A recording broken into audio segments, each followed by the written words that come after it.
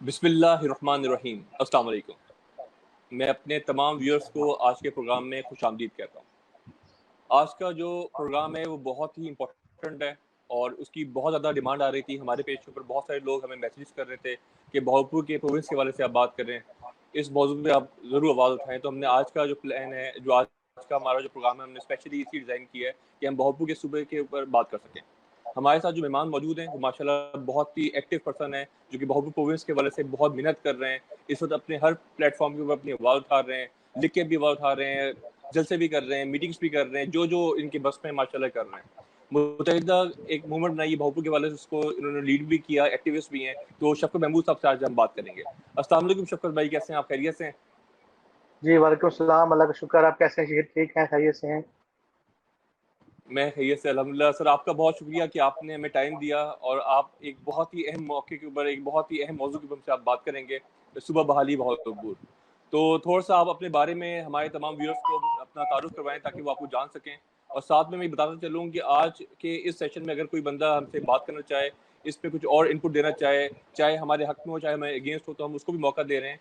हमारे जी, जी, नीचे बिल्कुल। लिंक एक शो हो रहा होगा, उसको आप कॉपी करके पेस्ट करें गूगल क्रोम के अंदर, तो आपको हम मौका देंगे कि आप हमारे साथ सेशन में ज्वाइन कर सकें और अपनी बात कर सकें।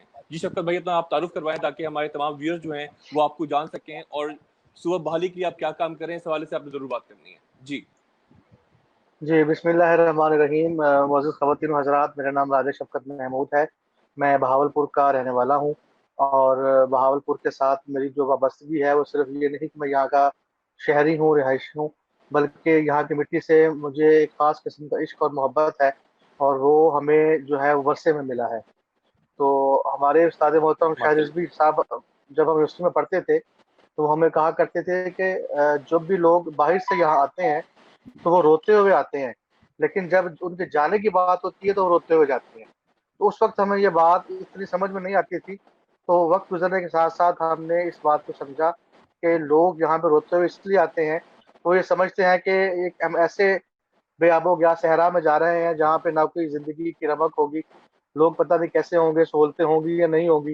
लेकिन जब वो यहाँ आकर देखते हैं कि भले ही यहाँ पर सहूलतों का फुकदान है, लेकिन यहाँ पर मोहब्बत, खुलूस और चाशनी जो दिलों की है, उसका कोई फुकदान नहीं है, बल्कि बहुतात है। तो ये इस माशाल्लाह, मिट्टी सही का है। जो है एक ख़ास करम है यहाँ के लोगों पर कि जो लोग इस मिट्टी से मोहब्बत करते हैं, तो ये मिट्टी उन्हें उन लोगों की हैसियत से ज़्यादा उन्हें नवाज़ती है। हाँ, वो मकाम व मर्तबे की सूरत में हो, इल्म हो, अदब की सूरत में हो, किसी भी आप ज़िंदगी के पहलू को देखें, तो ये खित्ता एक ऐसा है जिसकी मिट्टी में वफ़ा भी है, मोहब्बत भी है और सबसे बड़ी बात वफ़ादारी जो है, वो कूट-कूट कर भरी हुई है और यहाँ से लोगों को दिया जाता है। जो बिल्कुल। हमारी रियासत का एक मामला था, जब दारुस्सरूर ममलकत खुदादाद बहावलपुर एक पूरे अपनी आबोताब के साथ और पूरे अपने एक भरपूर अंदाज में यहाँ पर हुकूमत की सूरत में मौजूद थी, तो इस रियासत ने पूरे बर्र-ए-सग़ीर को जो है वो फेड अप किया है। वो माशी सूरत में भी और इल्मी हवाले से भी।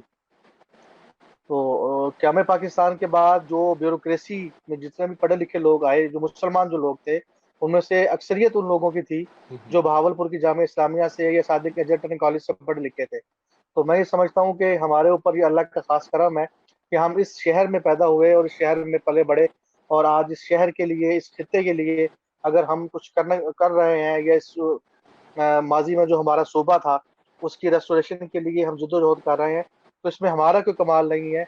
ये हम पर अल्लाह का करम है और इस खित्ते की मिट्टी का ये की ये तासीर है कि हमें जो है ना वो टिक के बैठने नहीं देती, कि हम कुछ ना कुछ किए रखते हैं, ख़ैर वो हम बिल्कुल। कॉलम निगारी की सूरत में करें, आर्टिकल्स लिखें, हम ज़ुबान से करें, हम अमली जद्दोजहद करें सियासी हवाले से, तो ये एक सिलसिला जो है बन गया हुआ है। मैंने इस्लामिया यूनिवर्सिटी बिल बहावलपुर से एमए किया है पाकिस्तान स्टडीज़ में और उसके अलावा मैंने माशाल्लाह। मुख़्तलिफ़ किस्म की जो है वो सिलसिले रहे हैं सीखने के, पढ़ने-पढ़ाने के। 98 से मैं शोबे सहाफ़त से वाबस्ता हूँ, तो लेकिन फ़ील्ड जर्नलिज़्म माशाल्लाह। के से मुझे मज़ा नहीं आया, क्योंकि वो ज़रा और तरह की फ़ील्ड हो जाती है और ये एक मुस्तकिल जो है वो एक जॉब का या कारोबार का सिलसिला उससे नहीं बन पाता, जिससे आपका जो किचन है वो हलाल तरीके से चले। तो फिर मैं फ़ील्ड जर्नलिज़्म की बजाय कॉलम निगारी की तरफ बिल्कुल। आ गया। और फिर आहिस्ता आहिस्ता सिलसिला चलता रहा। तो बहावलपुर सूबे तो जो है वो हमारा ज़िंदगी का मकसद है। हमारी 3 नस्लें जो हैं वो इसके साथ वाबस्ता हैं। मेरे दादा जान, मेरे वालिद मोहतरम इस तहरीक का हिस्सा रहे आम कारकुन की हैसियत से। तो अब जब हमें मौका मिला है तो शहर के लोगों ने हमें ऐसे खामख्वाह बड़ा बना दिया या लीडर बना दिया, ये समझ लें। लेकिन मैं समझता हूँ कि मैं कोई लीडर नहीं हूँ, मैं एक कारकुन हूँ। और अल्लाह ने हमें मौका दिया है कि हम इस खित्ते के का जो एक आईनी तारीखी एक मुतालबा है, उसके हम हसूल की जिद्दोजहद कर रहे हैं। और उसमें हमारे दोस्तों का ताउन भी है, शेर भाई आपका भी है, आपके वालिद साहब की तरफ से हमें बड़ी मोटिवेशन मिलती है, सर शाहिद रिजवी साहब की तरफ से, कि तारीख के हवाले से जब भी हमें कोई डॉक्यूमेंट की जरूरत पड़ती है, किसी रेफरेंस की जरूरत पड़ी है, तो हमारे पास वन एंड ओनली जो सोर्स है वो सर शाहिद साहब हैं। तो हम उनकी तरफ ही देखते हैं। तो ये मुख्तसर सा तारुफ है जी, और बस जबरदस्त। बाकी जो है निज़ाम चल रहा है। जब जबरदस्त। अच्छा, मैं आपकी प्रोफाइल को स्टडी कर रहा था, तो उसमें आपने मेंशन किया हुआ था कि आप बहुत कम उम्र में ही आपने जो सुबह बहाली की तहरीक थी उसमें आपने अपना हिस्सा लिया। फिर आपके वालिद साहब का जिक्र किया आपने, अपने दादाजान का जिक्र किया कि वो भी इस हवाले से काफ़ी एक्टिव रोल प्ले करते रहे। तो थोड़ी इस तरफ रोशनी डालें कि उस वक्त क्या आप लोगों ने वर्किंग की, बहुत किस तरीके से आप चल रहे हैं। सर 1969 में जब ये खबर आई कि 1 जून को ख़त्म किया जा रहा है और बहावलपुर सूबे को बहाल नहीं किया जा रहा है और बलूचिस्तान को जो है नया सूबा बनाया जा रहा है, तो उस वक्त बहावलपुर के अहमदपुरी गेट के अंदर बिल्कुल। एक मोहल्ला है, वहां पर एक मीटिंग हुई जिसमें कुछ लोगों ने शिरकत की। और उन्होंने कहा, ये फैसला किया कि अगर हमारे सूबे को बहाल नहीं किया जाता तो हम इस पर एहतजाज का या कोई तहरीक का जो है रास्ता चुनेंगे। तो वो तहरीक जो थी वो 29 मार्च 1969 को शुरू हुई। और सही। जब वो तहरीक अंदरूनी शहर से निकल के पूरे शहर में फैली, तो ज़ाहिर है फिर आपको पता है कि ये बहावलपुर 1970 में बड़ा छोटा सा एक शहर था, आबादी इतनी ज़्यादा नहीं थी। तो कम्युनिकेशन या कोई भी खबर जो थी वो सीना गज़र के ज़रिए से लोगों तक पहुँच जाती थी। तो वो 1-2 दिन के अंदर ही पूरे शहर में एक सही जो है सही। वो समझ लें कि एक तूफ़ान का सिलसिला बन गया। तो उस वक़्त दादा जान जो थे वो गाँव पे थे, वहाँ तक भी खबर पहुँची, अब्बू यहाँ अपना शहर में ही थे। तो इस तरह डिस्कस हुआ फैमिली के अंदर भी, मोहल्ले में भी, इलाके में भी, कि जी इस तरह को है और शहर के जो कायदीन है, सियासी लोग हैं, वो की तहरीक चलाने के बारे में सोच रहे हैं। तो इसी सही। तरह ये जब सिलसिला शुरू हुआ तो आम शहरी की हैसियत से वो जो जुलूस निकलते रहे मुख्तलिफ, कभी ईदगाह से, कभी चौक बाजार से, कभी जामे मस्जिद सादिक से। तो उन जुलूसों में जो दादा अब्बू अब्बू और हमारे बाकी फैमिली मेंबर्स या इलाके के जो लोग थे, ये उसमें जाया करते थे। क्योंकि हम लोग क्या हमें पाकिस्तान से बिल्कुल। पहले यहाँ आ गए थे बहावलपुर में, और सतलुज वैली प्रोजेक्ट का जो था सिलसिला, उसमें हमने यहाँ पे आकर आबादकारी और काश्तकारी शुरू की थी। तो यहाँ मुझे हम ये समझते थे कि नवाब साहब के जो हम पर एहसानात हैं, ये उसका उन एहसानात का थोड़ा सा जो है ना वो बदला चुकाने का मौका है कि उन्होंने जिस रियासत को बतौर इस मुल्क के अंदर जम किया था, और यहाँ हमें जो सूबाई इख्तियारात मिले थे, वो इख्तियारात हमें दोबारा वापस मिलने चाहिए और हमारी सूबाई हैसियत बहाल होनी चाहिए। तो इस सूबाई हैसियत की बहाली के लिए जो है वो बिल्कुल। जिद्दोजहद की, उसमें तो कोई दो राय नहीं है कि बहावलपुर के हर शहर, हर घर से हर फर्द, हाँ वो मर्द औरत बच्चा बूढ़ा कोई भी था जवान, वो इस तहरीक में शामिल था। तो उस वक्त ये बिल्कुल। थोड़ा सा कंट्रीब्यूशन था बुजुर्गों का। फिर आपको पता है कि 70 की तहरीक चली, उसमें शहादतें हुई। और अभी रिसेंटली हमने 24 अप्रैल को योम शोहदा बहावलपुर भी मनाया है। अजीम दाद बिल्कुल। पोतरा और हाफिज मोहम्मद शफीक, दो हमारे जो थे वो शहीद हुए उस तहरीक के अंदर। और उन्हीं के लहू की वजह से, उन कुर्बानियों की वजह से आज ये तहरीक जिंदा है। और बहुत बड़ी तादाद लोगों की आज भी बिल्कुल। वो मौजूद है जो उस तहरीक में असीर हुए, जिन्होंने जेलें काटी, कोड़े खाए और बिल्कुल। सोख्तें बर्दाश्त की। और वो लोग जो है वो सही। हम आज भी हमारा हौसला है। तो उनसे जब हम बिल्कुल। सारे लाइव वाकया सुनते हैं, अपने घर वालों से सुनते हैं, तो हमें एक मोटिवेशन मिलती है कि यार अगर उस बेसरो सामानी के आलम में जब लोग ज़्यादा पढ़े लिखे नहीं थे, जब लोगों के पास ज़्यादा वसाइल नहीं थे, उस वक़्त अगर लोग तहरीक चला सकते हैं और एक रेफरेंडम दे सकते हैं वफाक को कि जी हम one and only the restoration of Bahawalpur बिल्कुल। प्रोविंस, तो हम क्यों नहीं कर सकते? तो उसी मतलब कि ये कड़ी का तसलसल है कि हमारे बिल्कुल। जो है वो अच्छा मसलन के शफकत, वाले तरफ से जो है सिलसिला चल रहा है तहरीक का भी। बिल्कुल। अच्छा शफकत भाई, थोड़ी सी अगर हम हिस्ट्री की तरफ तवज्जो डालें हम, तो मालूम होता है जी कि बहावलपुर जो है उस वक्त बड़ी सगीर की दूसरी बड़ी अमीर रियासत थी, और ये पाकिस्तान में शामिल हुई। उसके अलावा ये है कि जब पाकिस्तान में शामिल हुई तो हमने कोई भी कोई एग्रीमेंट नहीं किया, कोई सही बात अपनी कोई मनवाई नहीं हमने, बिला किसी काम के हमने ओपनली उनको ज्वाइन किया पाकिस्तान को। उसके बाद हम देखते हैं कि पाकिस्तान के साथ जब शामिल हुआ तो हम एक रियासत के तौर पे काम कर रहे थे। जब बर्न लगा तो बर्न के बाद हमारे साथ की जो एक स्टेटस था खत्म हुआ। अब जब दोबारा जब स्टेटस बहाल हो रहा है तो वहाँ हमसे प्रॉमिस किया गया था कि इसको प्रोग्रेस बनाएंगे। तो कुछ इस तरफ आप तवज्जो डालें, कुछ हिस्टोरिकल जो फैक्ट्स थे उस पर बात करें, ताकि हमारे जो व्यूअर्स हैं, खासतौर पे नौजवान बच्चे जिनको अभी नहीं मालूम कि किस तरीके से हमारा पहले रियासत था और कैसे हम प्रोग्रेस तरफ आए, तो उनको इस चीज़ की क्लैरिटी हो।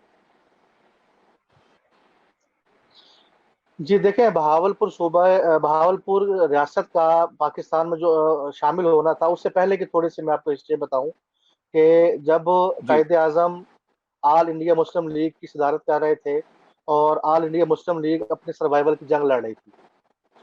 उन्नीस सौ हम्म, हम्म, पैंतालीस को जो इलेक्शन हुए हैं बरसगीर में, उन इलेक्शंस में अगर नवाब ऑफ बहावलपुर की तरफ से जो माली इमदाद दी गई थी 58,000 पाउंड या 85,000 पाउंड, मुख्तलिफ रवायात में दो फिगर्स हैं, फर्ज करें उसको हम हम्म, 58,000 पाउंड भी कहते हैं। तो उन 58,000 पाउंड पे हम्म, ऑल इंडिया मुस्लिम लीग ने पूरे बरसगीर में इलेक्शन लड़ा। उस वक्त इसका सियासी कल्चर सही। ये था कि जो पार्टी थी वो अपने कैंडिडेट्स को जो है वो फंड देती थी। तो उन पैसों की हम्म, बुनियाद पर मुस्लिम लीग ने इलेक्शन लड़ा और काफी सारी नशिस्तें जीती भी। ये बात आज भी एक सिक्का राइजुल वक्त है कि बगैर पैसे के सही। आप इलेक्शन नहीं जीत सकते। तो अगर नवाब साहब की वो माली मावरत ना होती बिल्कुल। तो मेरा ख्याल है कि आज पाकिस्तान भी ना बनता। ठीक है, क्योंकि ऑल इंडिया मुस्लिम लीग की सारी जिद्दोजहद एक सही। तरफ और 1945 का इलेक्शन एक तरफ, और उस इलेक्शन की बुनियाद पर हमें 5 हम्म, वजारतें मिली, जिसमें सबसे अहम वजारत जो थी वो वजारत खजाना की थी। लियाकत अली खान उसमें जो थे वजीर खजाना थे। ये पहली बात। दूसरी बात ये थी कि जब कायदे सही। आजम सख्त मायूस हो चुके थे कि कुछ नजर नहीं आ रहा था, उन्हें अपनी बीमारी का भी इल्म था कि मैं आखिरी स्टेज पे हूँ, तो उस वक्त भी नवाब सर सादिक मोहम्मद खान खामिस अब्बासी ने ऑफर की कि मोहम्मद अली जिन्ना साहब, अगर आपको पूरे बरसगीर में कहीं भी पाकिस्तान का झंडा लहराने की जगह नहीं मिलती तो मेरी जो स्टेट है वो हाजिर है, आप इसको समझे ये पाकिस्तान है। तो ये एक बहुत बड़ी ऑफर थी और इसके जबरदस्त। पीछे दो चीजें थी। नंबर एक, एक उम्मत मुस्लिमा का दर्द, और दूसरा बर्र-ए-सगीर के अंदर एक अलहदा दो कौमी नजरिए की बुनियाद पर जो हम एक अलग तशख़्ख़ुस चाहते थे, एक अलग रियासत चाहते थे, और उसके क़याम की तरफ जो थी ये एक बहुत बड़ी ऑफर थी नवाब साहब की तरफ से, और ये सिर्फ खुलूस नीयत की वजह से थी। और एक जो ताल्लुक था हमारे हम्म, नवाब साहबान का रूहानी और हुज़ूर पाक सल्लल्लाहु अलैहि वसल्लम से, तुर्की खिलाफत से, और ख़ास तौर पर कोट मिठन के जो ख्वाजा फरीद साहब हैं उनके साथ, तो ये सारे एलिमेंट्स जो थे उसके अंदर शामिल थे। तो जब ये इखलास की बुनियाद पर हमने अपनी सही रियासत सही। का इदगाम किया पाकिस्तान के अंदर, और ये एक बड़ा कड़वा सच है कि जिसने भी पाकिस्तान पर या पाकिस्तानियों पर एहसान किया है, हम्म, हमारे यहाँ के इदारों ने, हमारे यहाँ के लोगों ने उनको नमूना इबरत बना दिया है। आप बहावलपुर स्टेट की बात कर हम्म, लें, आप डॉक्टर कदीर खान की बात कर लें, और बीसीओ नाम है ऐसे जिनकी कुर्बानियां हैं अनफॉर्चुनेटली। इस मुल्क के लिए, लेकिन हमने अनफॉर्चुनेटली बदकिस्मती से उनका वो हाल किया है कि वो बेचारे रांदे दरगाह हो गए। तो हम्म, जहाँ तक एग्रीमेंट्स की बात है, देखें वफाक इल्हाक बहावलपुर 5 अक्टूबर को हुआ 1948 को, उसकी बाकायदा डॉक्यूमेंटेशन मौजूद है। फिर जब बहावलपुर को सूबाई इख्तियारात दिए गए तो उसकी पूरी एक डॉक्यूमेंटेशन मौजूद है, और उसमें बकाया बिल्कुल वाज़ेह लिखा हुआ है कि वफाक जो है वो मालियात, मवासलात और दीगर मामलात में जो है वो हम्म, बतौर वफाक बहावलपुर स्टेट को बतौर प्रोविंस जो है वो डील करेगा, बतौर प्रोविंस डील करेगा। और यहाँ पर बाकायदा बिल्कुल। इलेक्शंस हुए, मखदूम हसन महमूद साहब जो थे वो हम्म, वज़ीर आला मुंतखब हुए। एक हमारे जो कुछ सियासी तिफलान हैं या जो हमारे मुखालफत करते हैं कि बहावलपुर सूबा कभी था ही नहीं, कि जी गवर्नर को था, तो उसका एक बड़ा वाज़ेह जवाब है कि जब रियासत मर्ज हो गई और इसको सूबे का दर्जा दिया गया, तो वफाक की तरफ से नवाब साहब को गवर्नर नामजद किया गया। लेकिन नवाब साहब ने बड़े तारीखी सही। अल्फाज कहे कि देखें, मैं अपना सदियों पुराना इक़्तिदार छोड़ रहा हूँ। मैं सिर्फ इसलिए नहीं छोड़ रहा कि मैं कोई गवर्नर जी या कोई इख्तियार लेना चाहता हूँ। और कुछ ऐसे भी ज़राए हैं हमारे पास जो ये बात करते हैं कि कायदे आज़म ने ये भी ऑफर की थी नवाब सर सादिक मोहम्मद खान अब्बासी को कि आप एज ए प्राइम मिनिस्टर जो है इस मुल्क का चार्ज संभालें और अपने विजन से और अपनी सलाहियतों से इस मुल्क को चलाएं। लेकिन उन्होंने इस बात से भी इनकार किया कि मैं किसी सौदेबाजी नहीं कर रहा।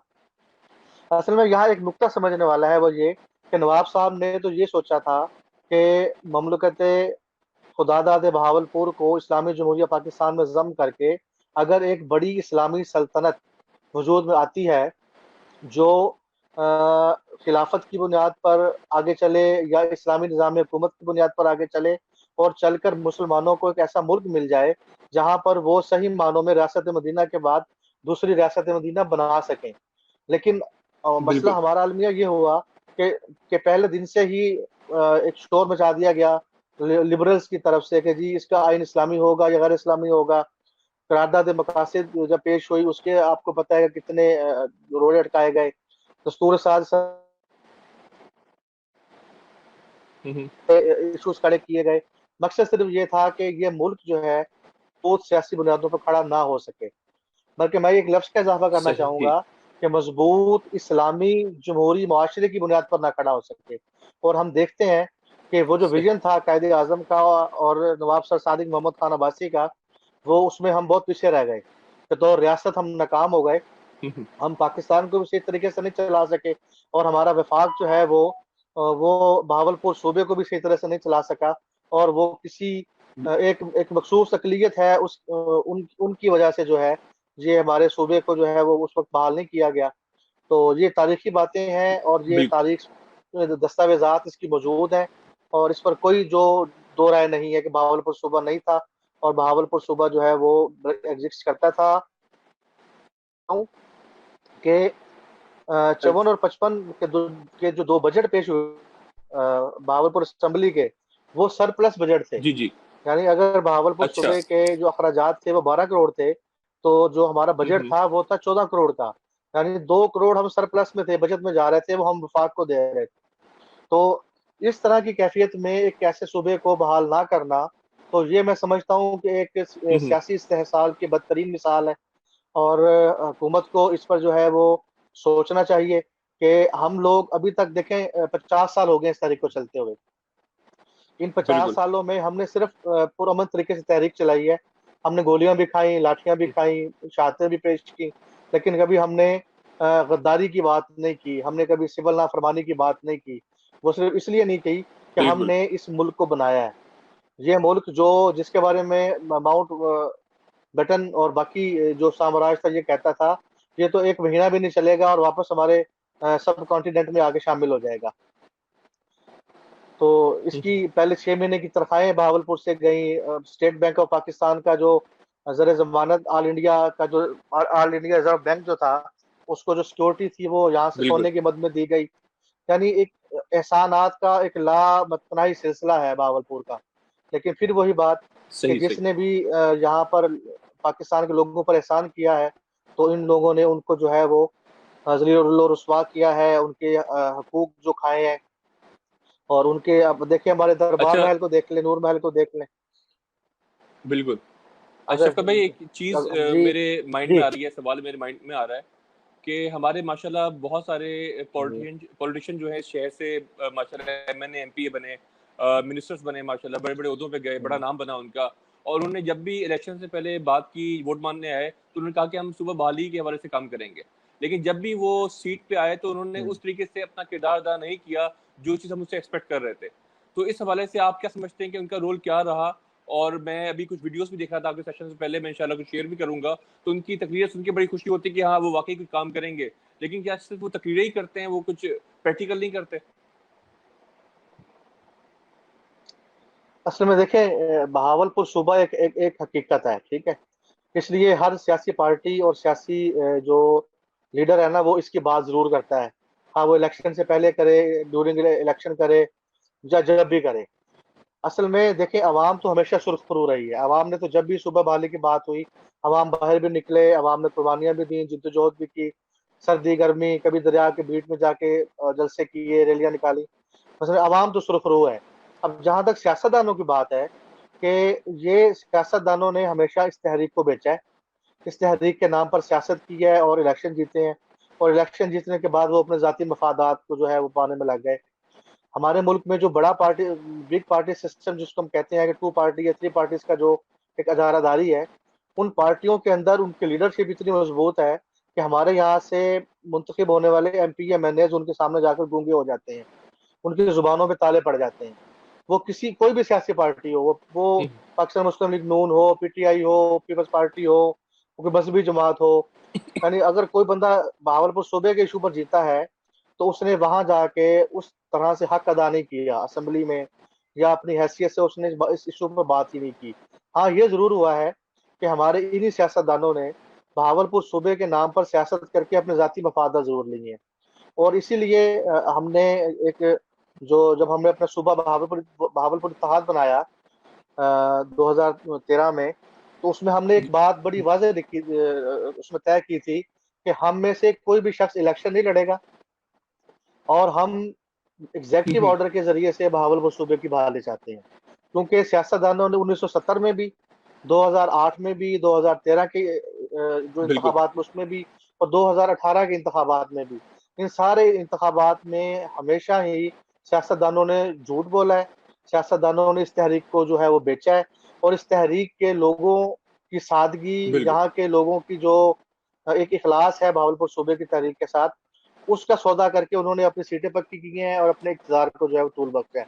लेकिन ये भी बात ऑन द रिकॉर्ड है कि जिस जिस बंदे ने बहावलपुर सूबे से गद्दारी की है, अल्लाह ताला ने उसको दुनिया में ही ज़लील और रुस्वा ज़रूर किया है, हाँ वो किसी भी हैसियत में हुआ हो, और उसका उन सही। लोगों के पर्दे जो हैं वो अच्छा, जरूर चाक बिल्कुल।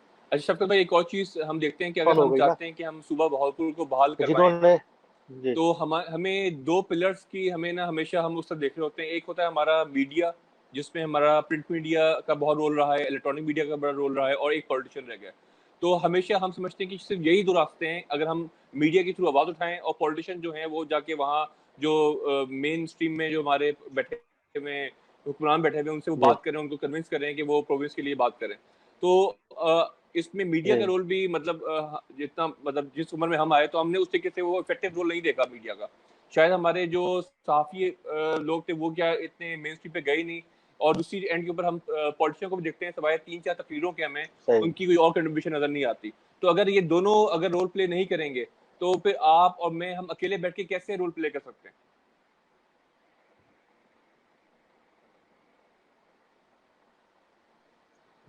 नहीं, मैं समझता हूँ कि मीडिया का रोल, बहावलपुर के जो सहाफ़ी हैं उन्होंने तो बड़ा पॉजिटिव और बड़ा एग्रेसिव रोल अदा किया है इसमें। और उन्होंने कभी भी किसी भी इवेंट को, किसी भी मामले में अपना भरपूर किरदार अदा किया है। हाँ वो हमारे लोकल अखबारात हों, हाँ वो नेशनल अखबारात के नुमाइंदे हों, हाँ अभी जिस तरह इलेक्ट्रॉनिक मीडिया के हमारे जो दोस्त हैं, कॉरेस्पॉन्डेंट्स हैं, उन्होंने। अब मसला ये होता है कि देखें कि यहाँ से तो जितने भी कॉरेस्पॉन्डेंट्स हैं, OSR हैं, वो खबर बना के भेजते हैं। अब वो नेशनल अखबार की अपनी पॉलिसी है, और आपको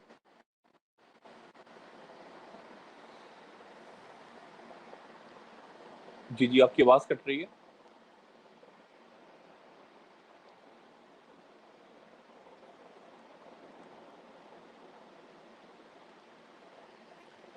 जी, शफ़क़त भाई, आप मुझे सुन पा रहे हैं या मैं आपको सुन नहीं पा रहा?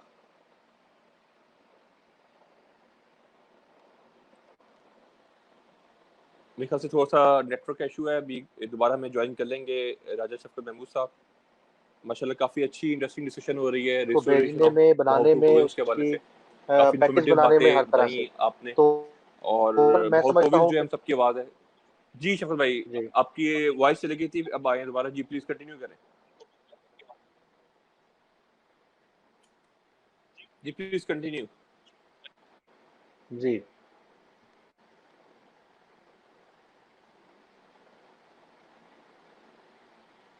सवाल रिपीट करेंगे, जी, मैं सुन नहीं शफ़क़त पाया। अच्छा शफ़क़त भाई, मैं वही अभी दिमाग में हम गैप आ गया था, शायद आप आउट हो गए थे, तो आप बात कर रहे थे मीडिया के रोल के हवाले से और पॉलिटिशियन के रोल के हवाले से। जी, मैं बात कर, देखें सियासतदानों ने तो हमें हमेशा मायूस किया है, और अब हमें आगे उनसे ना कोई उम्मीद है, ना हम उनसे कोई बात करना चाहते हैं। हाँ, ये जरूर है कि एक दो लीडर जो हैं, तारिक बशीर चीमा साहब हैं या नजीब अवैसी साहब हैं, इन्होंने बड़े बेबाक दौल बात की है बहावलपुर सूबे के हवाले से। लेकिन ताहम जी मैं ये समझता हूँ कि जब तक हमारी सारी जो पॉलिटिकल क्यादत है वो एक पेज पर नहीं होगी, उस वक्त तक हम कोई बड़ा गोल अचीव नहीं कर सकते। और मीडिया के हवाले से तो मैं बड़ा जी क्लियर हूँ इस हवाले से कि हमारे जितने भी मकामी मीडिया के दोस्त हैं, हमारे प्रिंट मीडिया, इलेक्ट्रॉनिक मीडिया के, उन्होंने भरपूर अंदाज में हमें जो है वो नुमाइंदगी भी दी है, हमें हमारा जो नुक्ता नज़र है वो लोगों तक पहुंचाया है। और आपको पता है कि सही इलेक्ट्रॉनिक मीडिया एक ऐसा मीडियम है जिसपे लाखों करोड़ों रुपए खर्च करने पड़ते हैं, लेकिन हमने कभी खर्च नहीं किए। अल्लाह का शुक्र है कि एक हमारी तहरीक की जो है वो बेस ऐसी है कि लोग यहाँ के समझते हैं कि वाकई इसकी रूट्स भी हैं, और ये एक आइनी और तारीखी और एक हकीकी मुतालबा है अवाम का। तो इसलिए हमें पजीराई मिलती है इलेक्ट्रॉनिक मीडिया में भी और प्रिंट मीडिया में भी। सियासतदानों से मायूस है, मीडिया से हम सही मायूस सही नहीं है। सही। अच्छा शफा भाई, एक और चीज अब हम देख रहे हैं कि जैसे ही सुबह बाले की आवाज जो है वो चल रही है, साथ साथ में एक और आवाज अभी एंटर हुई है जो कह रहे हैं कि साउथ पंजाब या पाकिस्तान के सूबे की बात कर रहे हैं। तो उन दोनों डिमांड्स में क्या फर्क है? और वो लोग कहते हैं जो कि सगी सूबे की या साउथ पंजाब की बात कर रहे हैं कि बहावलपुर सूबा ना बने तो हमें शामिल हो जाए, वो ज्यादा बेहतर है। तो इसमें आप कैसे डिफ्रेंशिएट करेंगे दोनों को, और दोनों की क्या क्या अहमियत है? सर, जनूबी पंजाब का जो एक इशू है ना, ये तो जो एक पॉलिटिशियंस का एक क्लब है ना, शराफिया का, जी ये जी। उनका एक जो था वो चूरन था, या मंजन कह लें, जो उन्होंने इलेक्शन में बेचा है। और रिकॉर्ड पर कोई एक भी जलसा, एक रैली भी ऐसी नहीं थी जिसमें अवाम ने शिरकत की हो और उन्होंने जनूबी पंजाब सूबे की बात की हो। ये तो सिर्फ उन सियासतदानों का एक खेल है जिन्होंने पार्टियां बदलनी होती हैं और अपने टिकट्स लेनी होती हैं। ये उनका एक, समझ लें कि एक उनका ट्रिक था, या एक सियासी स्टंट था उनका। अच्छा, अब सराकी सूबे की अगर हम बात करते हैं, देखें नजरियात हर किसी के होते हैं। सराकी सूबे के जो दोस्त हैं, मेरी उनके साथ बड़ी करीबी उनके साथ बातें होती है इस हवाले से। तो उनके अंदर कुछ अपने मसाइल हैं।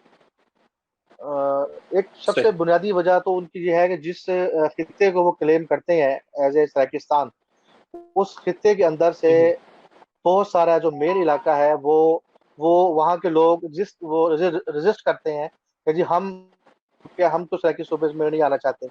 मसलन आनेवाल, बिहाड़ी, बुरेवाला, ये अपर पंजाब के जो है ये इलाके हैं। इसी तरह टांक, मियांवाली, डेरा इस्माइल खान, वो यहाँ पे नहीं आना चाहते। डेरा इस्माइल खान वाले तो कहते हैं कि हमें सूबे सही सही। सरहद में शामिल किया जाए। इस तरह राजनपुर के जो डीजी खान के अक्सरियत लोगों की है, वो बलूचिस्तान में शामिल होना चाहते हैं। ठीक है, इसी तरह बिल्कुल ये हमारे दरिया के पास जिला लोधरा है। आप उनके वुकला जी से जी। पूछें कि जनूबी पंजाब का नाम लेने वाले और सियासी सराकी सूबे की सियासत करने वाले जो बड़े जो नाम हैं, वो उनके हकूक किस तरह सल्ब किए हुए हैं। कि अगर लोधरा के लोग चाहते हैं कि बहावलपुर करीब है हाई कोर्ट, हमें वहां जाने दिया जाए, तो वो लोग उन्हें नहीं जाने देते। नहीं जी, आप 100 किलोमीटर का सफर करके मुल्तान आए। इसी तरह वो अगर हमारी यूनिवर्सिटी के साथ बिल्कुल। एफिलिएशन चाहते हैं तो मुल्तान वाले भी उन्हें देते। और मुल्तान वालों की बहावलपुर के साथ जो मुखासिमाना रवैश है, ये आज की नहीं है। जब 1929 सही में सही। हमने सतलुज वैली प्रोजेक्ट बनाने लगे, पैसे हमारे, जगह हमारी, दरिया हमारा, मुल्तान वालों ने जाके वायसराय हिंद को शिकायत की जी कि आपने क्यों परमिशन दी है, आप क्यों इनको बनाने देने देने देने जा रहे हैं। तो वायसराय ने कहा भाई उनकी जरूरत है, वो चाहते हैं, आपको क्या मसला है। ये वहां से नाकाम होकर वापस लौटे। अभी हाल ही की बात है, सरदार अब्दुल रब नश्तर गवर्नर थे पंजाब के। तो बहावलपुर के लोगों ने सोचा कि हमारे पास 1906 से एक हॉस्पिटल कायम है, तो इसके साथ एक मेडिकल कॉलेज होना चाहिए। तो जब इन्होंने गवर्नर साहब से बात की थी कि हमारे पास लैंड लैंड मौजूद है, सिर्फ आप हमें अप्रूवल दे दें और ताकि हमारा मेडिकल कॉलेज बन जाए, वालों ने फिर मुखालफत कर दी कि जी क्यों जी, बहावलपुर पहले मुल्तान में बनेगा, बाद में हम देखेंगे बहावलपुर में बनता है कि नहीं बनता। अब इन्होंने, अब पानी की तकसीम देख लें, सही 20,000 क्यूसेक पानी हमारा मंजूर था, उस पर से हमें 10,000 मिल रहा था। अब इस वक्त करंटली 10,000 से कम होकर 2,500 क्यूसेक पानी रह गया हमारा। ठीक है, ये वो इस्तेहसाल है जो जनूबी पंजाब सूबे के लीडर और सराइकी सूबे के लीडर हमारा डायरेक्टली कर रहे हैं। अच्छा, आप सराइकी सूबे के लीडर्स को देखें, इनको जो लीड करते हैं मुल्तान से जो सियासतदान है, उन्होंने हमेशा सराइकी तहरीक के लोगों को इस्तेमाल किया है। अभी 1.5-2 साल पहले एक सही। लॉन्ग मार्च हुआ था। उस लॉन्ग मार्च में बड़े बड़े लोगों ने कहा कि जी हम आएंगे, हम आपको लीड करेंगे। मुल्तान में बहुत बड़े जलसे की भी इन्होंने कोशिश की, लेकिन आखिर में ताउल्लाह ईसा खिलवी को बुला के जो है इन्होंने अपना एक शो वगैरह करके अपनी इज्जत बचाई अपनी। मैं ये समझता हूँ कि देखें, अंग्रेज सही। दौर में जुबान की बुनियाद पर सूबे बनाए गए, पंजाब, सिंध, बलोची, ठीक है, खैबर पख्तूनख्वा। मौजूदा पाकिस्तान की जो सूरत सही। हाल है, उसमें लिंग्विस्टिक बेसिस पे सूबे एग्जिस्ट नहीं करते। अच्छा, पंजाब जो है ये सही। आबादी का 63% है पूरे पाकिस्तान की। अब अगर जनूबी पंजाब सूबे की बात है, सराकिस्तान सूबे की बात है और बहावलपुर सूबे की बहाली का मामला है, तो पंजाब एक बड़ा बड़ा घर है ना। देखिए आप, अगर आप 4-5 भाई हैं जी जी। और आपका घर में अगर किसी मामले में कोई तकसीम होती है, तो अगर एक ही भाई दो को कुछ ना मिले तो घर में फसाद डलेगा। ठीक है। अब विरासत की तकसीम हो या सूबे की तकसीम हो, तो उसमें जितने स्टेक होल्डर हैं उन सब की बात सुनी भी जाती है और उनके मुताबिक उसकी तकसीम होती है। अब हम ये कहते हैं कि अब आपने अगर जो भी पंजाब सूबा बनाना है आप बनाएं, मुल्तान डीजी खान को मिला के आप बना दें। बहावलपुर तो कभी भी पंजाब का हिस्सा नहीं रहा 1970 से पहले, ये तारीख की हकीकत है। और अगर आप सराइकी सूबा बनाना चाहते हैं तो आप डीजी खान को और मुल्तान को बना के मिला लें। ठीक है। असल में मसला ये है कि बहावलपुर एक ऐसे जोग्राफिकल लोकेशन पर है जहां से ये पूरे पाकिस्तान का दिल है, कल्ब है। अभी इन्होंने मुल्तान सही। वालों ने देख के मोटरवे बनाई, इन्होंने बहावलपुर को उसमें जो है वो इंटरचेंज नहीं दिया। वजह क्या थी कि हम ही पूरे पाकिस्तान के जो मवासलात का निज़ाम था यहाँ से होकर गुजरा था। तो इन्होंने अपने जितने भी ये जो बिल्कुल। मुल्तानी माफिया है, इन्होंने अपने लोगों को फायदा पहुंचाने के लिए मोटरवे का रूट वो रखा है कि जहाँ पे इन्हीं की जमीनें जो गैर आबाद थी आज वो लाखों रुपए करोड़ों रुपए की हो गई हैं। और साथ में इनकी नीयत बद ये थी कि बहावलपुर को हमने जो है उसको शामिल नहीं करना। तो मैं ये समझता हूँ कि जनूबी पंजाब सूबे का सही जो सही सही। नारा है ये तो सियासतदानों का एक स्टंट था जो अपनी मुद्दा मर गया है। और जहां तक है सराकी सूबे सही की सही। बात, तो मैं सराकी सूबे का जो मुतालबा है वो ठीक है। वो जो दोस्त जिस नजरिए पर ये बात करते हैं उनका सूबा होना चाहिए, लेकिन तो जनूबी पंजाब सूबे का हिस्सा होगा, ना ही ये सराकी सूबे का हिस्सा होगा। क्योंकि मैं ये समझता हूँ ज़ाती हैसियत में, और जितने भी बाशऊर लोग हैं वो इस बात से इत्तफाक करेंगे कि जनूबी पंजाब और सराकी सूबा ये दोनों एक एक ही सिक्के के दो रुख हैं।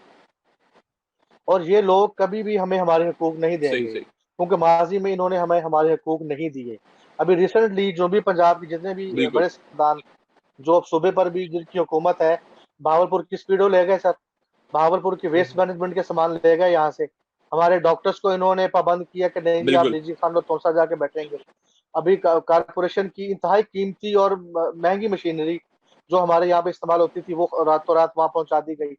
तो ये देखें, एक जमहूरी निज़ाम हुकूमत के अंदर अगर जब इस तरह का शब खून मारा जाएगा, जब आप मसलन एक आपने अगर अपने तोनसा को प्रमोट करना है, डीजी खान को आपने डेवलपमेंट देनी है, तो यार सूबे के पास अच्छे खासे वसाइल हैं, आप उन वसाइल को इस्तेमाल करें ना। ये तो कोई तरीका नहीं है कि आप बिल्कुल। बहावलपुर की जो है वो बिल्कुल। बसें उठा के ले जाएं। आप बहावलपुर की जहाँ वेस्ट मैनेजमेंट की गाड़ियां, ड्राइवर, इक्विपमेंट सारे के सारे उठा के वहां ले जाएं। तो ये जिन लोगों के अंदर इतनी अहलियत नहीं है कि जो बिल्कुल। एक डिवीजन को या एक जिले को अच्छे तरीके से चला सके, तो एक नया सूबा अगर बना दिया जाए तो वो सूबे को वो कैसे बिल्कुल। चलाएंगे। तो इन लोगों की नाअहली की वजह से हम ये समझते हैं कि बहावलपुर को जो उसकी साबिका डोमेन है उसी में बहाल किया जाए। अब एक और साजिश की इन्होंने हमारे साथ, बिल्कुल। कि आप देखें कि मुल्तान के अंदर से कितने नए जिले बने हैं। जिला लोधरा बना, जिला खानेवाल बना। इसी तरह आप अपर पंजाब में जाएं तो हर 50 किलोमीटर पे आपको नया जिला मिल जाता है। मुल्तान से अपना लाहौर से आप शेखुपुरा चले जाएं, पत्तोकी आ जाएं, आप उकाड़ा चले जाएं, आप गुजरांवाला चले जाएं, यानी हर 40-50 किलोमीटर पे नया जिला है। अब बहावलपुर को आप देखें कि 70 में हमें डिवीजन का दर्जा मिला है। बहावलपुर से हम निकलते हैं तो 130 किलोमीटर पे जाके चिश्तियां दूसरा जिला शुरू होता है, बावल नगर का। ठीक है। और यहाँ से लियाकतपुर बिल्कुल आप जाएं 135 किलोमीटर, तो वहां जाके नया जिला शुरू होता है। तो मैं ये समझता हूँ कि अगर हमारा सूबा बहाल होगा तो हम अहमदपुर शर्किया को जिला बनाएंगे, हम लियाकतपुर को जिला बनाएंगे, हम खानपुर को जिला बिल्कुल बनाएंगे, हम हासिलपुर को जिला बनाएंगे, हम हारूनाबाद को जिला बनाएंगे, और चोलिस्तान या यजमान इसको इंश- हम एक और अलग से पूरा जिला बनाएंगे। अब जब 6 जिले नए बनेंगे इस डिवीजन के अंदर, तो बिल्कुल सूबाई असम्बली की हमारी कितनी सीटें बनेंगी, कौमी असम्बली की हमारी कितनी सीटें बनेंगी।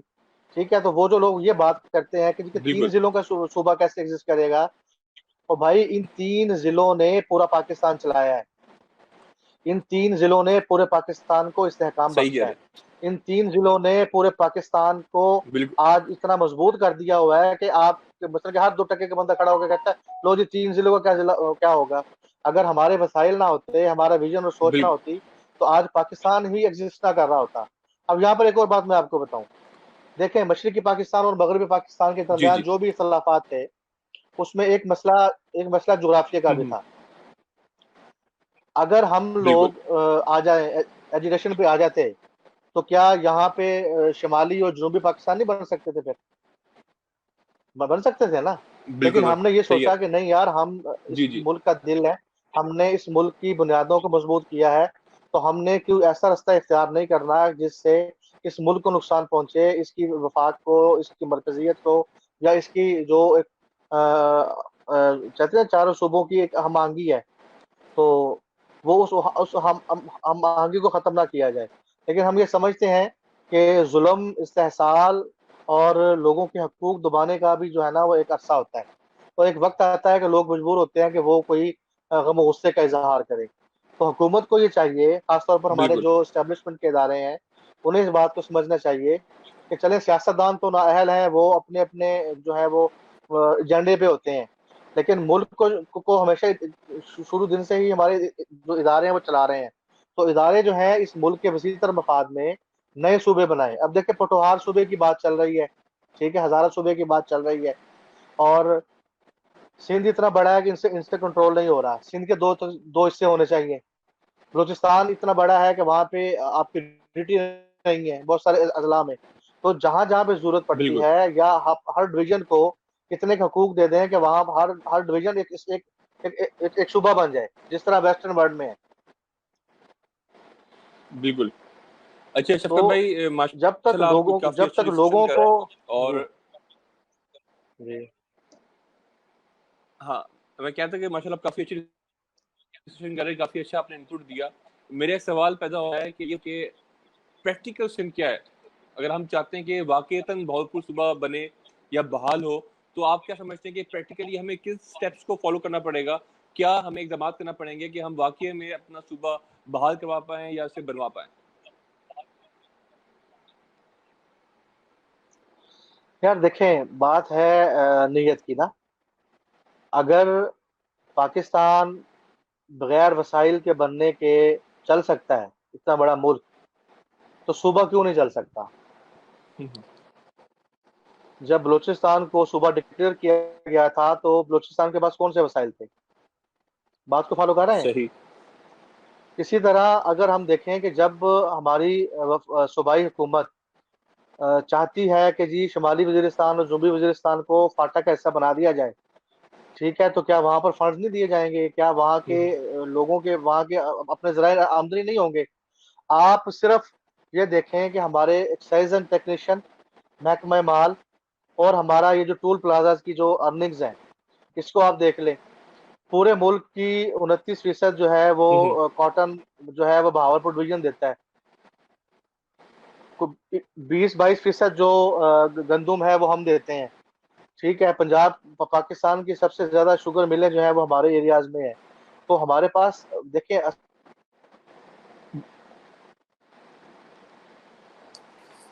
जी, जी, आपकी आवाज़ कट रही है। वसाइल भी मौजूद है, अफरादी कुव्वत भी मौजूद है। अगर आप ये देखें, सही।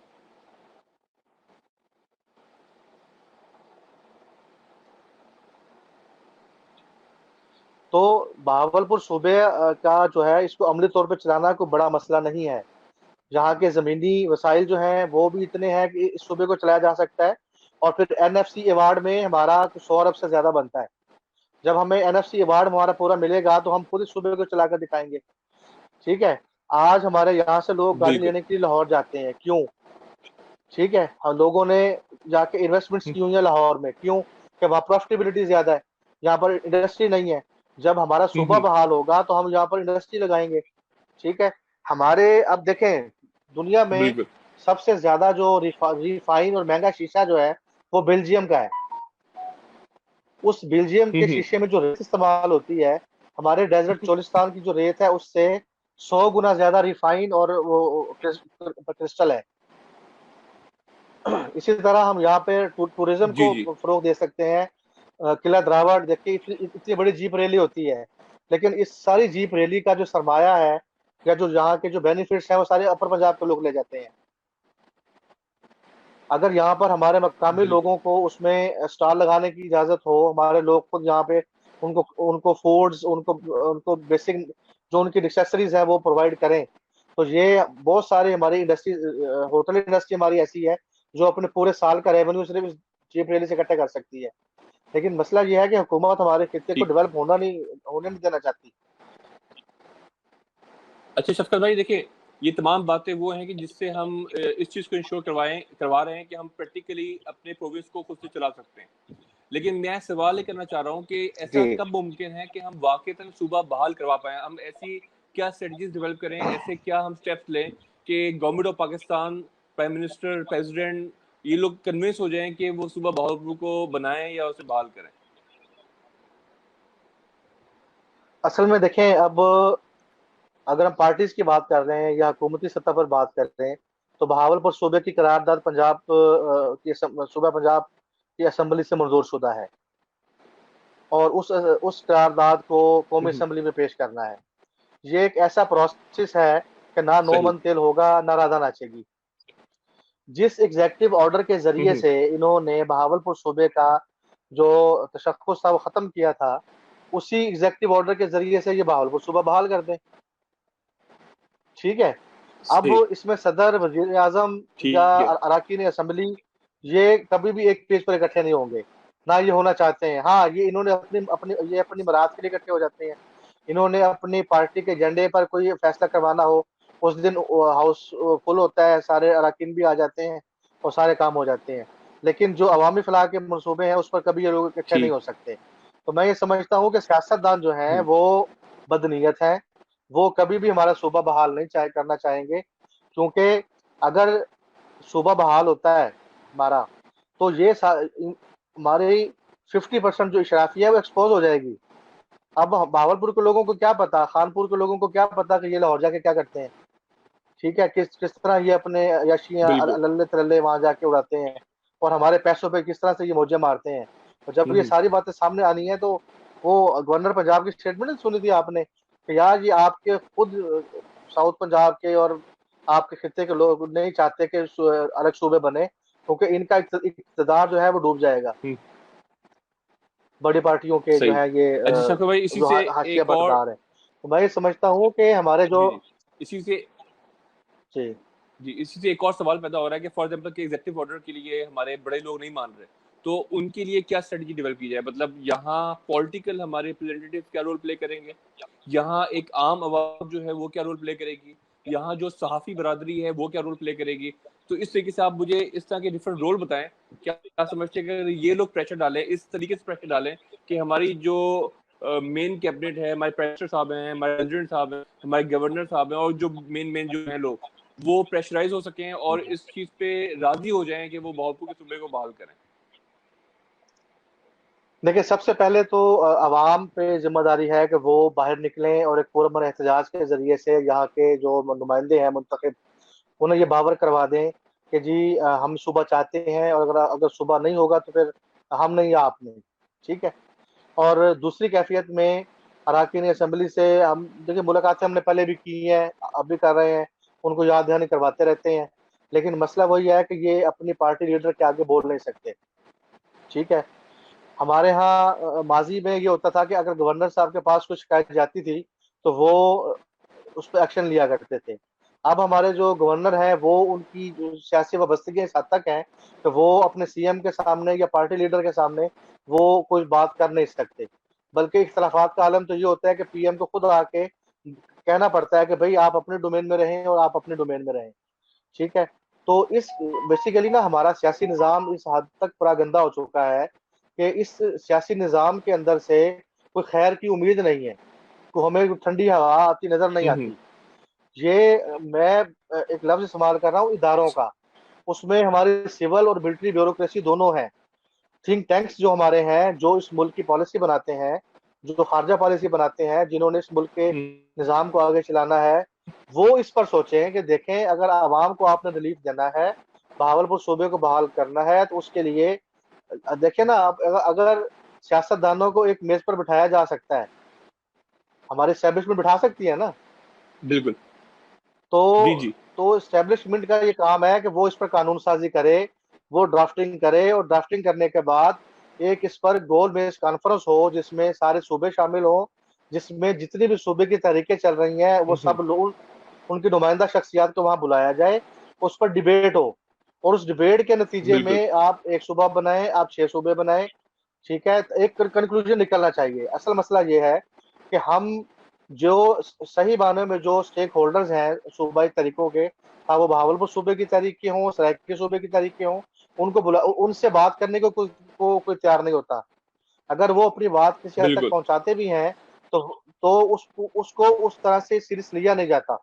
हमारे ईमान जो इक़्तिदार बिल्कुल। के जो नुमाइंदगान हैं वो भी, और हमारे इदारे भी, तो बुनियादी तौर पर जो इस पार्लियामेंट का काम है वो सियासत करना नहीं है कि आप एक अपोजिशन हुकूमत पे इल्जाम लगाए और हुकूमत अपोजिशन पे लगाए। पार्लियामेंट का काम है कि वो कानून साजी बिल्कुल करे।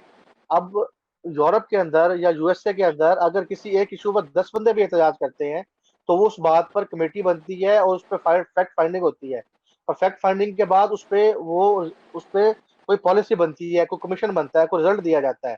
लेकिन हमारे यहाँ आप देखें कि अभी बिल्कुल। रिसेंटली, बस अभी कोरोना की वजह से हमने बड़ा प्रोग्राम नहीं किया, वरना इससे पहले हमने भागलपुर में सैकड़ों की तादाद में लोग निकले हैं, उन्होंने भागलपुर सूबे की बात भी की है, और बारहा ये मुतालबा भी आता हम्म। है। और ये देखें कि 50 सालों से एक बात डिस्कस हो रही है, आपके इलेक्ट्रॉनिक मीडिया पे डिस्कस हो रही है, आपके प्रिंट मीडिया में डिस्कस हो रही है, आपकी सूबाई असेंबली में डिस्कस होती है, आपकी कौमी असेंबली में सेनेट में डिस्कस होती है कि भागलपुर सूबे की बहाली का मसला है, लेकिन उस पर संजीदगी से गौर नहीं किया जा रहा। बिल्कुल। तो इदारों को ये चाहिए कि पार्लियामेंट को ये हम्म। चाहिए, कौमी असेंबली को ये चाहिए कि वो इल्ज़ाम गेम ब्लेम की बजाय लोगों को रिलीफ देने के लिए और जो उनके जेन्युइन प्रॉब्लम्स हैं उनके सॉल्वेशन की तरफ आए और अपना हकीकी किरदार अदा करें। बिल्कुल बिल्कुल। तो हम शक्ल किसी भाई माशाल्लाह हम आपके साथ एक बहुत बेहतरीन जी। सेशन। जी। मैं अब मैं क्लोजिंग करूंगा। माशाल्लाह आपका काफी दिया हमें, तकरीबन 50 मिनट्स हो चुके हैं डिस्कशन करते हुए। बहुबुक का टॉपिक ऐसा है कि इसमें हम से पूरी रात में मौजू खत्म नहीं होगा। बहुत सारी बातें आपकी तरफ से ऐड करने के लिए, बहुत सही। सारे सवाल मेरे लिए हैं, व्यूअर्स की तरफ से हैं जो आप करना चाहते हैं। तो ये मौजू पे हम इंशाल्लाह दोबारा किसी दिन प्लान करेंगे, आपके साथ मजीद डिटेल में करेंगे। कोशिश करेंगे कि जो बाकी लोग हैं जो कि इनसे मुतफिक नहीं है, हम उनको भी लाइव सेशन में इंक्लूड करें, उनके भी ओपिनियन लें, ताकि हम इस चीज़ पे जी जी। ब्रेनस्टॉर्मिंग कर सकें, हम एक दूसरे को समझ सकें। ये बेसिकली लड़ाई नहीं है, ये एक हक की बात है जो कि हम अपना हक लेना चाह रहे हैं। इसमें हमें लोगों को कन्विंस करना बिल्कुल। चाहिए, लोगों को समझना चाहिए कि बहुबुक की इंपॉर्टेंस किस तरीके से है। और हमें कोई एतराज़ नहीं, बेशक वो जनूबी पंजाब लें, बेशक वो पाकिस्तान लें, बेशक वो 10 सूबे और बनाएं। हम चाहते हैं कि बहुबुक प्रोविंस जो है वो बहाल किया जाए, वो अलहदा, उसकी अलहदा शख्सियत हो, उसकी अलहदा मतलब मौजूदगी हो। तो हमारा ये एक नारा है कि हमें बहुबुक सूबा चाहिए। सही। इंशाअल्लाह पाक ने चाहा और हमारी कोई तो हम ज़रूर से इंशाल्लाह। हासिल करेंगे। और यहाँ हमें बहुत सारे आपके थ्रू हमें नॉलेज मिला। शफर भाई आपका बहुत शुक्रिया कि आपने आज बहुत टाइम दिया हमें, बहुत डिटेल में बड़ी डिस्कशन की हमारे साथ आपने। बड़ा मज़ा आया आपसे बात करके। आपके साथ साथ मैं कुछ हिस्टोरिकल पिक्चर्स भी चला रहा था जिससे लोगों को बहुबुक की हिस्ट्री वाले से कुछ इन्फॉर्मेशन मिली होगी। कुछ ने अखबारों के कटिंग्स भी लगाई मैंने, ताकि लोगों को इन्फॉर्मेशन मिले कि बहुबुक प्रोविंस की हैसियत के बारे से क्या क्या डिसीजन हुई जो कि न्यूज़पेपर का हिस्सा बना। तो मैं आज का सेशन मज़ा आया। इंशाल्लाह दोबारा सेशन प्लान करेंगे। मैं अपने तमाम व्यूअर्स का बहुत शुक्रगुजार हूँ कि उन्होंने हमें देखा, हमें कमेंट्स के थ्रू, हमें लाइक के थ्रू अप्रिशिएट किया हमें। और हम चाहेंगे कि आप हमारे पेज को लाइक करें। हमारा यूट्यूब के ऊपर पेज भी है, न्यूज़ के नाम से, उसको भी ज़रूर आप लाइक करें, फॉलो करें हमें, और इंशाल्लाह आपको इस तरह की इन्फॉर्मेशन जो है मिलती रहेगी। तब तक लिए सबके लिए खुदा हाफिज़, फ़ी अमानिल्लाह। अल्लाह हाफिज़।